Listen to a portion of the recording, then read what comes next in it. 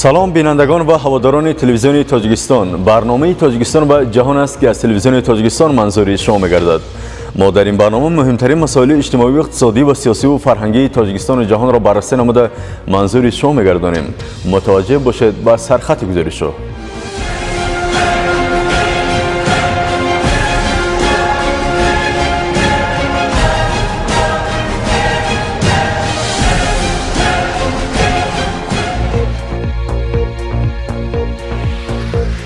نگاه بر رشد ساحه سیاحی در جمهوری تاجیکستان.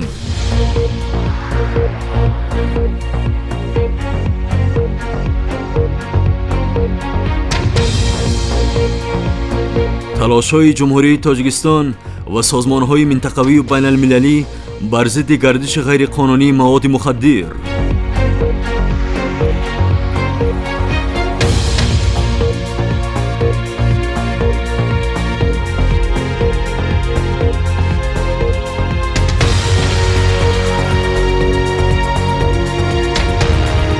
تأثیر تغییرآبی اقلیم و نابودی عالم نباتات و حیوانات.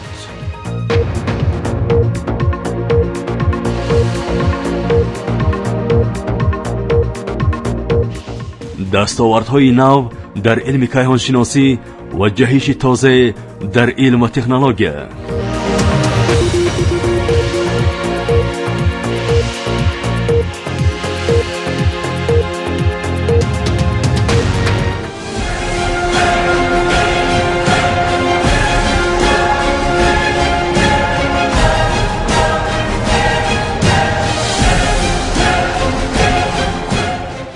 اعلان گردیدن سال 2018 با عنوان سال رشد سیاحی و هنرهای مردمی در جمهوری تاجیکستان از جانب اساسگزار صلح و وحدت ملی پیشوای ملت پرزیدنت جمهوری تاجیکستان محترم امام الرحمن امکان فراهم نمود که تاجیکستان با این همه امکانیت‌های سیاحی بزرگش بیش از هر وقت دیگر با فضای رسانه‌های جهان ترغیب و تشویق شود.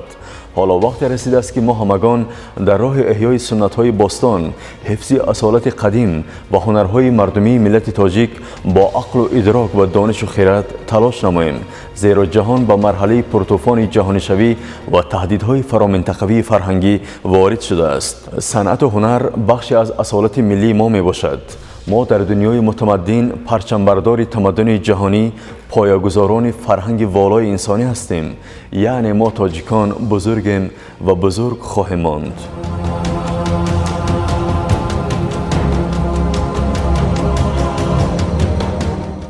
تاجیکستان کشوری بخطر و دارای ظرفیت‌های بزرگ برای استقبال سیاحان در هر کشوری از جهان.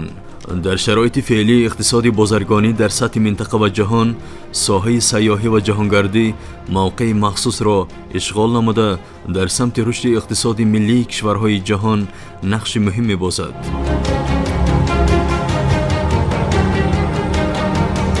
در این روند جمهوری تاجیکستان با عنوان کشوری دارای امکانیت‌های بزرگ سیاحی و اکوسیستمی نادر می‌تواند به زودی به یکی از دولت‌های مهم قطعه آسیا برای استقبال سیاحان تبدیل گردد. محض به خاطر تحکیم زیربنایی ساحه توریسم و جلب بیشتر سیاحان، اساسگزار صلح و وحدت ملی پیشوای ملت پرزیدنت جمهوری تاجیکستان محترم امام الرحمن با نظرداشت اهمیت و ضرورت رشد ساحه سیاحی در جمهوری تاجیکستان سال 2018 سال رشد سیاحی و هنرهای مردمی اعلان شده است که این تدبیر در معرفی بیشتر تاجیکستان در عرصه بین المللی نقش بزرگ خواهد گذاشت.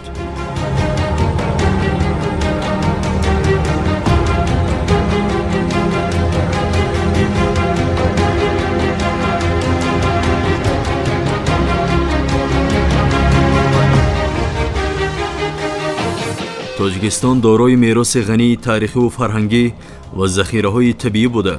برای جلب تعداد زیادی سیاحان خارجی به کشور اقتداری واقعی دارد. برای جلب سیاحان به کشور ما و معرفی تاریخ قدیمی و فرهنگ بای ملت تاجیک، شروع از پایتخت مملکت شهر دوشنبه تا دیگر منطقه‌های دارای اهمیت سیاحی پیوسته شرایط ضروری مهیا کرده می شود. در این سمت حالا وقت فرا رسیده است که امکانات موجوده ساحه به طور جوابگو به معیارهای بین المللی جهانگردی بررسی گردیده مورد حل و فصل قرار بگیرد. با عقیده تحلیلگران و کارشناسان در صورت اداره و تنظیم ساحه مذکور، جمهوری تاجیکستان با این همه امکانیت‌های سیاحی استفاده نشده‌اش می‌تواند بزودی به یکی از دولت‌های پیشقدمی سیاحی در منطقه تبدیل گردد. در این روند باید مسئله ترغیب مکان‌های سیاحی جمهوری تاجیکستان بیش از هر وقت دیگر در فضای اینترنت و وسایل اخباری عامه تشویق بشود و سیاحان در کشورهای گوناگون جهان به کشور ما تشریف آورند.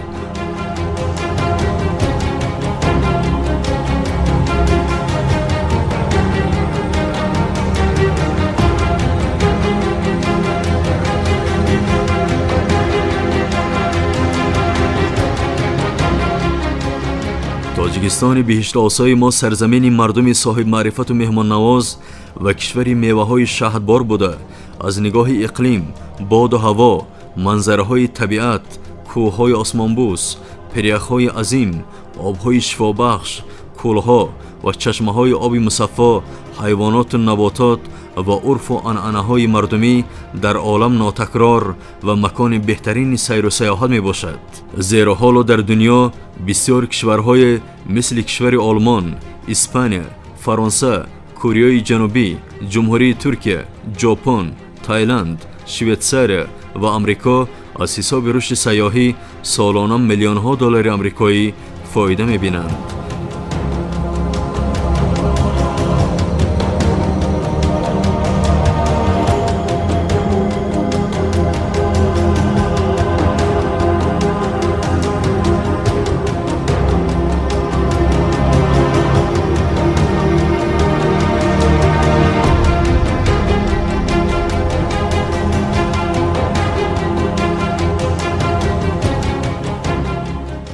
بیشک اعلان سال 2018 با عنوان سال رشد سیاحی و هنرهای مردمی در راه احیای ساحه سیاحی و جلب سیاحان خارجی به تاجیکستان آباد و آزاد نقش مؤثر خواهد گذاشت. طبق تحلیل کارشناسان مسائل بین المللی سیاحی، جمهوری تاجیکستان امن‌ترین کشور برای استقبال سیاحان بوده. شهر دوشنبه پایتخت مملکت نیز برای خط با امن‌ترین پایتخت‌های جهان برای سیاحت شبانه شامل شده است. در این روند بخشیده به سال رشد سیاحی و هنرهای مردمی با مقصد رشد ساحه توریسم و جهانگردی و جلب سرمایه‌گذاران داخلی و خارجی برای رشد زیربنایی ساحه مذکور، چند پیش در شهر دوشنبه مرکز خدمت‌رسانی نقلیاتی برای سیاحان و مهمانان خارجی بنیاد و افتتاح گشت که این خود یکی از دستاوردهای مهم در راه رشد ساحه سیاحی معنیداد می‌گردد. زیرا خدمت‌رسانی برای سیاحان در این مرکز در چارچوب تجربه‌های بین‌المللی توریستی و جهانگردی راه‌اندازی گردیده. در تمام فصل سال خدمت‌رسانی به همه گوشه و کنار جمهوری تاجیکستان برای سیاحان و مهمانان خارجی فراهم شده است.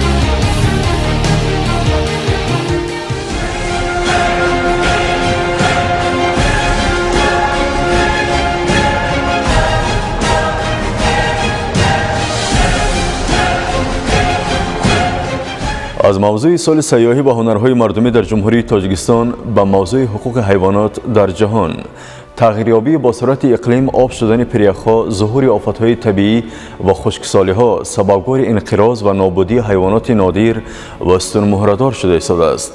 عالمان علوم طبیعی و نمایندگان سازمان حقوق حیوانات از پایان یافتن حیوانات نادر در آسیا و آفریقا بانگ خطر میزنند و از جانب دیگر نیز شکار غیر قانونی در دنیا بیشتر شده است که این عامل نیز سببگار کم شدن عالم حیوانات و نباتات شده ایستاده است.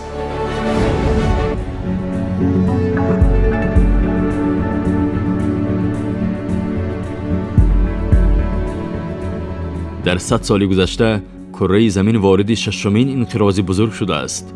تحقیقات علمی تکان دهنده جدی دانشمندان نشان می‌دهد که این انقراض و نابودی عالم طبیعت و حیوانات نه بر اثر شهاب سنگ‌های آسمانی، بلکه سببگاری اصلی آن انسان‌ها می‌باشند که باعث شدند روند نابودی طبیعت و محیط زیست را با زیاده‌خواهی و سرطلبی بیشتر از 100 سال قبل کنند. طبق تحلیل‌های دانشمندان محیط زیست ایالات متحده آمریکا و سازمان ملل متحد، حالا 10,000 هزار نماد جانداران از حیوانات کرکدن و پلنگ و فیل و آهوی کوهی سر کرده تا پرنده‌های نادر که هر یکی برای محیط زیست جهان ضروری می‌باشند در روبروی خطر نابودی قرار دارند. در تحقیقات علمی تازه‌ای که به دست ما رسیده است بیان می‌نماید که عامل اصلی که امروز دامن زمین را گرفته است این گرمایش زمین، آب افلاس و غیر قابل استفاده، آلودگی محیط اطراف و خراب نمودن منطقه‌های اکولوژی می باشد. همه این عامل‌های ساخته و پرداخته دست بشر هستند. در روبروی چنین بحران‌های اکولوژی در دست ما و شما چی برمی آید که آن را انجام بدهیم؟ خیلی چیزها، خودداری از خریدن اسباب و انجامی که با بدن حیوانات و پوست نادری آنها ساخته شدند. دوم، سهم هر نفر از کاهش اکسید کربن که باعث گرمتر شدن حرارت زمین شده ایستاده است و یا محیط زیستی که ما در آغوش آن زندگی میکنیم باید آن را دوست داشت و نهایتاً کاهش مصرف گوشت، چرا که 40% زمین‌های جهان جای کشت برای گاو و گوسفندان و دیگر حیوانات است، در صورتی که 40% بقیه زمین جای معدنجویی و کارکرد خاک است. دانشمندان در این تحقیقات علمی و نظری خود گفتند که بشر حالا در روی شاخ درخت نشسته است که خود مشغول بریدن آن است.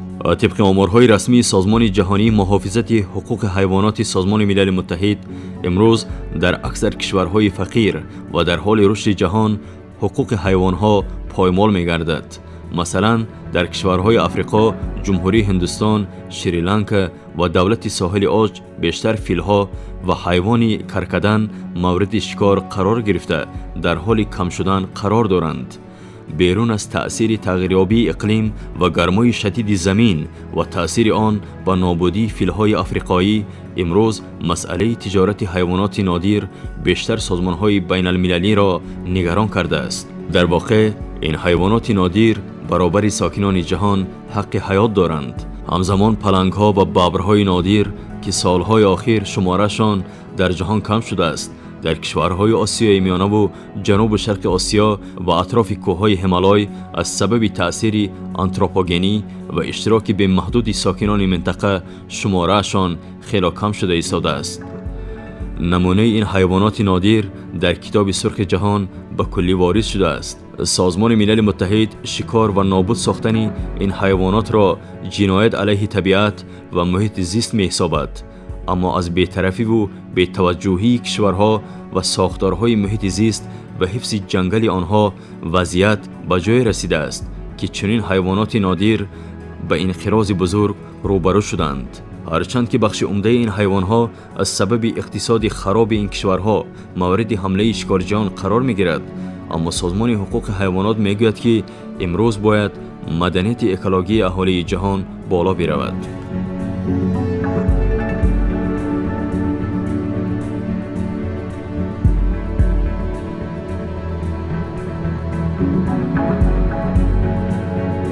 با نظرداشت وضع حیوانات در سراسر جهان سالهای آخر نیز در جمهوری تاجیکستان شکار غیر قانونی بیشتر شده عامل ناگوار گشتن حیات وحش در مناطق کوهی تاجیکستان گردیده است.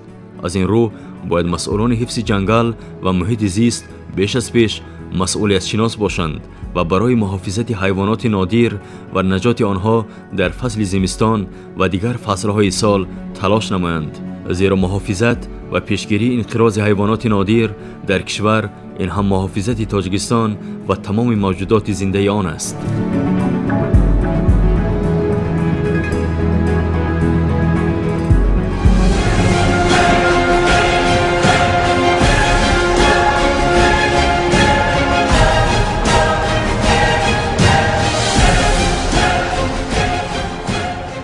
از موضوع تهدید تغییرآبی اقلیم و انقراض حیوانات نادر در جهان به موضوع دستاوردهای علمی در علوم کیهانشناسی. تحولات بزرگ در علم کیهانشناسی ادامه دارد. عالمان علوم فضا و اخترشناسان ایستگاه بین المللی کیهانشناسی ناسا به دستاوردهای مهم نائل گشتند. ساختن نسل نو تلسکوپ‌های پیشرفته که از دورترین افق ناروشن عالم جرم‌های آسمانی را به تصویر می‌گیرند، از جمله دستاوردهای عالمان به شمار می‌روند. بیشک چنین دستاورد و چنین جهش در علم در سمت افشای حقیقت‌های پنهان عالم مساعدت خواهد کرد.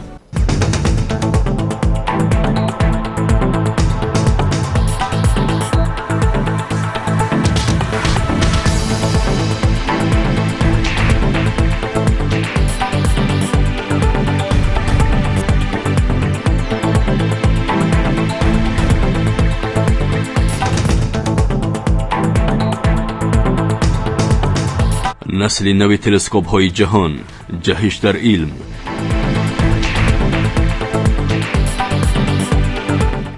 علم و تکنولوژی در حال پیشرفت است.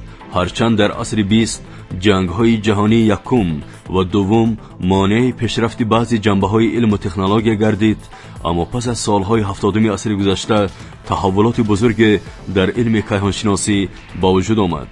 در رشد علم کیهانشناسی و سفر انسانها به فضا و بالای مهتاب نقش نسل نو جهان خیلی بزرگ است. در طول تاریخ همیشه علم کیهانشناسی در حال تغییرات کلی بوده.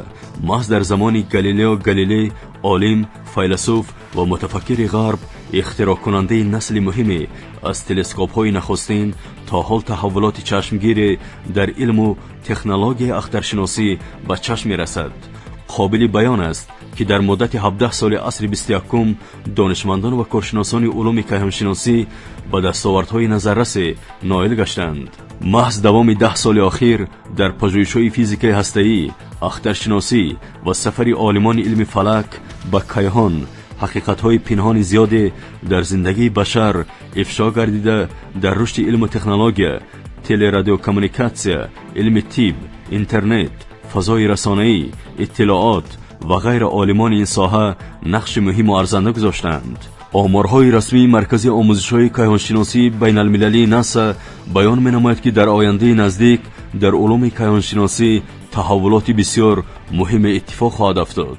نسل نو تلسکوپ هایی که حالا روی کار آمده است، آن قدرت دیدن 50 میلیون سال نوری را داشته. وقتی که با این تلسکوپ ها با آسمان بی آخر نگاه میکنید، با شما میسر میگردد که 50 میلیون سال را از نظر گذرانید. این تلسکوپ ها نسبت به تلسکوپ های زمان گالیلئو گالیلی 20 برابر بیشتر قدرت بینایش دارد و لنزه داخل آن قوی‌تر از لنزه های پیشین می باشد.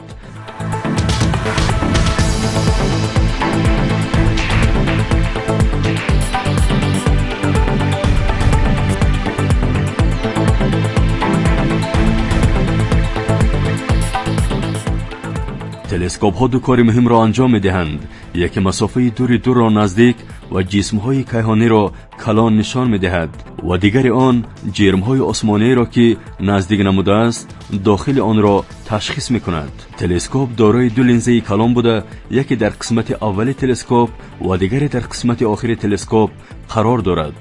و همین طریق با رشد یافتن علم و تکنولوژی در سمت کیهان و فضاشناسی، عالمان با آینه های دست یافتند که قدرت آن در تشخیص موجودات فضا یک تحولات جدی را با وجود آورد.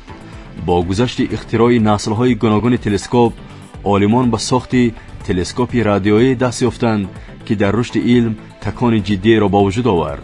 این تلسکوپ ها در اطراف کره زمین صدایی را ثبت نمودند که این صداها هنوز پس از حادثه بیگ بنگ و یا ترکش بزرگ تا حال در گرد جهان وجود دارد. ما امروز می توانیم با چنین تلسکوپ ها این صداها را با پررگی تشخیص نماییم و در حالت های گم شدن موجه های تلویزیون ما می توانیم این صداها را با آسانی شنویم، یعنی صداهای بیگ بنگ در آغاز ترکش بزرگ.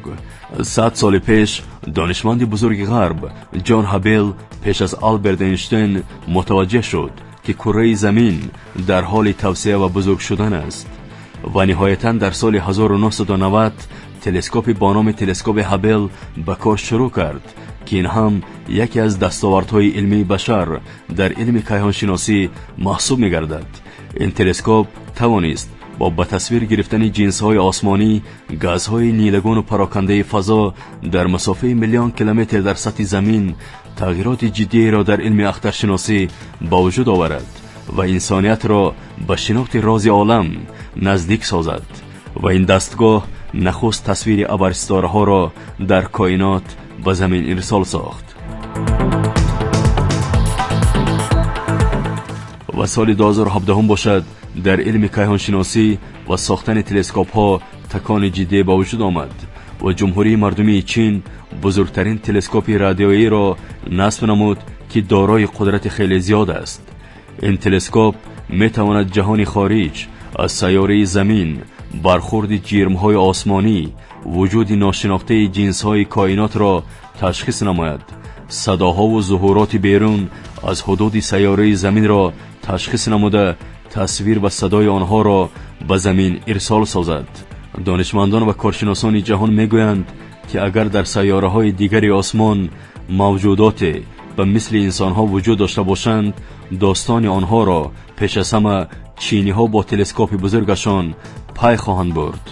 اما تا 2 سال دیگر یعنی سال 2020 منتظر بزرگترین تلسکوپ مرکز آموزش‌های کیهانشناسی شتات‌های متحده آمریکا یعنی ناسا خواهیم شد که آینه آن به 6.5 متر میرسد.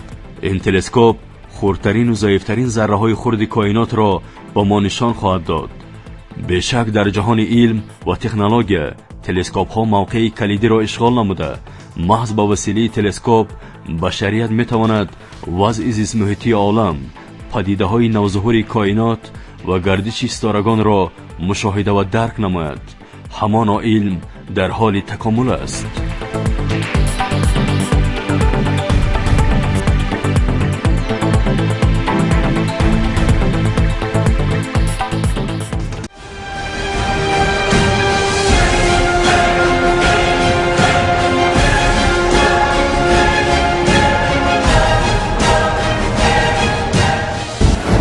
در ادامه برنامه تاجیکستان و جهان نگاه دوباره به سرخط گزارش شد.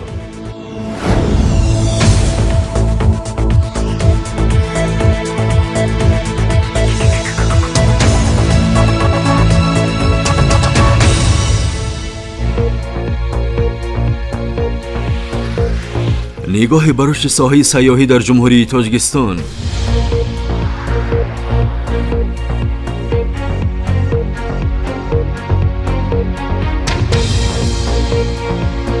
تلاش‌های جمهوری تاجیکستان و سازمان‌های منطقوی و بین‌المللی بر ضد گردش غیرقانونی مواد مخدر.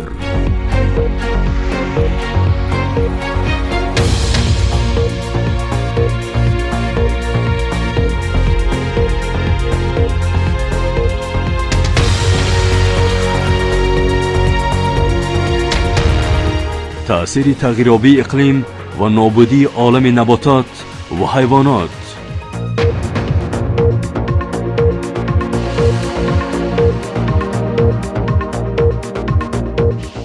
دستاوردهای نو در علم کیهانشناسی و جهش تازه در علم و تکنولوژی.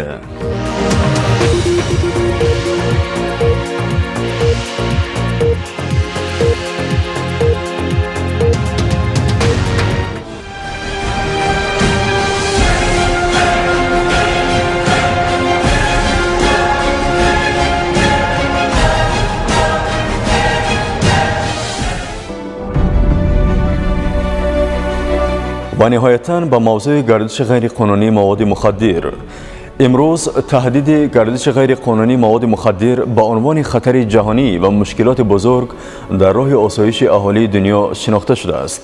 در ملاقات پرزیدنت جمهوری تاجیکستان پیشوای ملت محترم امام رحمان با نمایندگان جامعه کشور سنه 12 می سال روان، مسئله گردش غیر قانونی مواد مخدر نیز بررسی گردیده. همزمان سرور دولت، نمایندگان جامعه کشور، مقامات قدرتی، مرزبانان و خادمان دین و فرهنگ را در راه مبارزه بر ضد چنین ظهورات ضد سعادت بشری هدایت نمودند. باید گفت که در استراتژی جهانی مبارزه بر ضد گردش غیر قانونی مواد مخدر، جمهوری تاجیکستان در خط مقدم مبارزه قرار داشته. مرز طولانی کشور ما با جمهوری اسلامی افغانستان مسئولیت بلند و شبانه روزی را برای مرزبانان و مقامات مربوطه دولت ما تقاضا می‌نماید.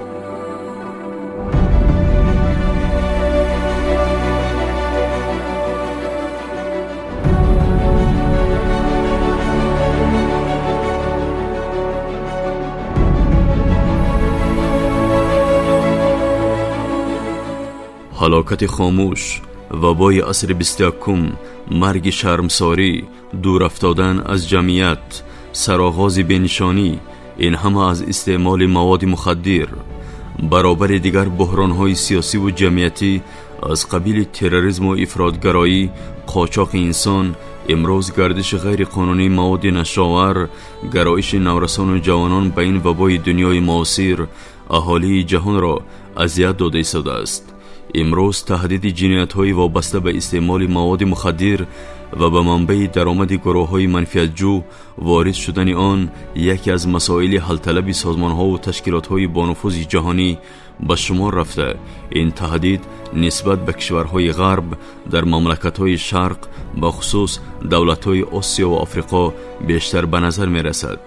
تحلیلگران با آن نظرند که گردش غیر قانونی مواد مخدر و انتقال به حد و حدود آن به مناطق دور و نزدیک جهان در روند تحکیم صلح و ثبات جهانی مانع شده است. این جنایت متشکل خود به نظام جهان تأثیر منفی خود را گذاشته، پیروان چنین اعمال ننگین حالا در کوچه و پست کوچه های زندگی خوار و ذلیل شدند.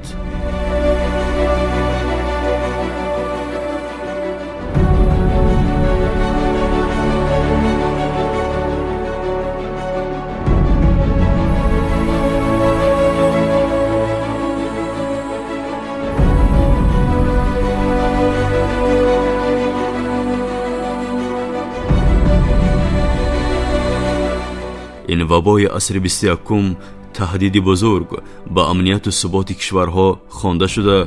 کارشناسان و تحلیلگران نتیجه های مرگبار و دهشتبار آن را با هر نگاه بررسی می نمایند.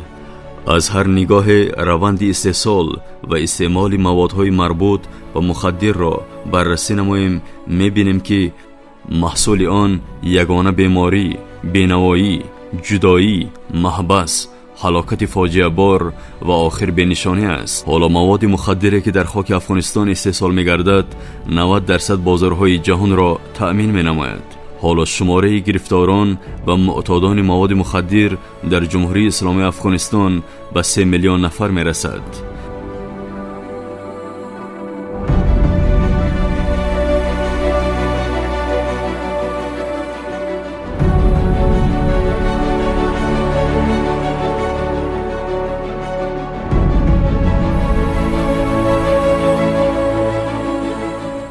این مکان یکی از جایهای مرکزی گرد هم آمدن گرفتاران مواد مخدر در افغانستان است که طبق اطلاع نهادهای امنیتی این کشور همه روزه هزاران نفر بیماران و نشمندان به زیر این پل ماشینگذار آمده به استفاده مواد مخدر نوع گرئین و بنگدانه و افیون مشغول می شوند.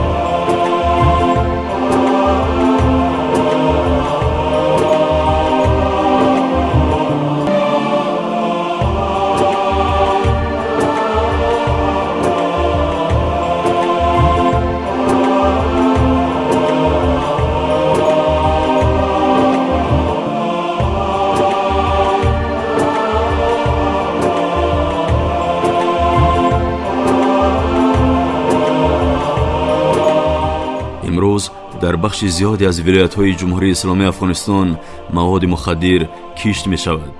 ولایت هلمند افغانستان از بزرگترین منطقه زیر تصرف گروه‌های دهشت‌افکن میباشد که بخش اساسی مواد مخدر جهان در این قلمرو افغانستان کشت و استحصال می‌شود. شماره گرفتاران و معتادان مواد مخدر در ولایت هلمند افغانستان به 100,000 نفر میرسد.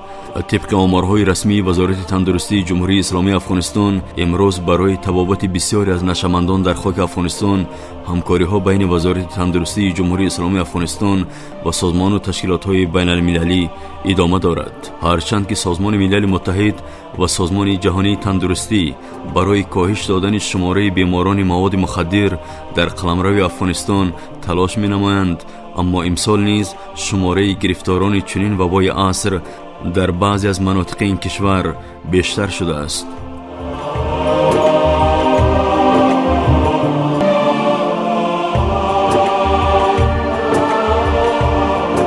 باید گفت که مسئله مبارزه بر ضد گردش غیر قانونی مواد مخدر برابر تهدید تروریسم و افراطگرایی در اساس استراتژی‌های ملی مقاومت علیه چنین ظهورات ننگین عصر در مرکز توجه پرزیدنت جمهوری تاجیکستان پیشوای ملت محترم امام الرحمن قرار داشته.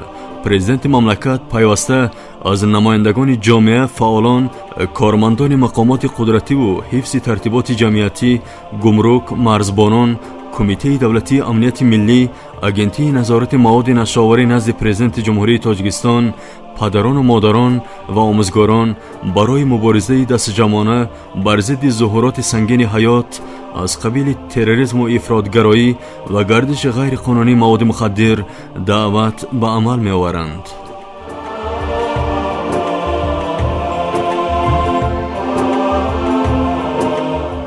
قابل تاکید است که همروزه فعالیت و تلاش و اقدامات حکومت مملکت و نهادهای دخلدار بر ضد گردش غیر قانونی مواد مخدر پرزور شده ایستاده است که این هم امر ضروری می باشد. روند تهدید جهانی گردش غیر قانونی مواد نشاور و گرایش نورسان و جوانان به استعمال مواد مخدر به هر یک اهالی تاجیکستان تقاضا می نماید که نسبت به سرنوشت نزدیکان و پیوندان، جوانان و نورسان، زنان و مادران و در عموم تاجیکستانی عزیز و بهشت آسا بی‌طرف نباشند، زیرا بی‌طرفی این تیشه بریشه این ملت پرننگ و آر و صاحب تمدن زدن است.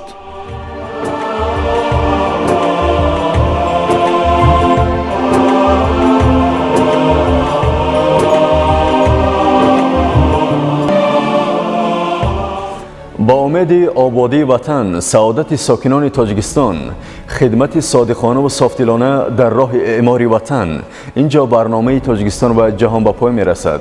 همیشه هم قدم وحدت و اتحاد باشید، زیرا اتحاد ما این قدرت ماست.